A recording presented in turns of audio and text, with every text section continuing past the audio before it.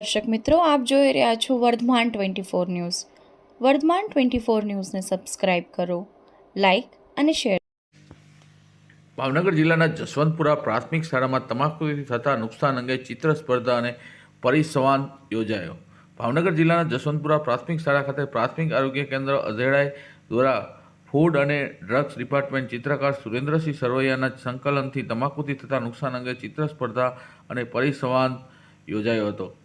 Supervisor મનોજભાઈ રાવળ દ્વારા સ્પર્ધા અંગે મહત્તમ સમજાવેલ ચિત્રકાર સુરેન્દ્રસિંહ સરવૈયા દ્વારા બાળકોને ચિત્ર કઈ રીતે દોરવું તેની માહિતી આપી હતી. ચિત્રકાર સોનલબેન સરવૈયા દ્વારા ચિત્રો અને રંગો વિશેષ સમજણ અપાઈ હતી. તાલુકા હેલ્થ સુપરવાઇઝર અનિલભાઈ પંડિત, મનોજભાઈ રાવલ દ્વારા દૂષિત પાણીથી થતા રોગો અંગે સમજણ આપવામાં આવી હતી. આ તકે મેડિકલ ઓફિસર ડૉક્ટર ઋતિકબેન માંગુકિયા દ્વારા તમામ તંત્રોને આભાર વ્યક્ત કરવામાં આવ્યો હતો.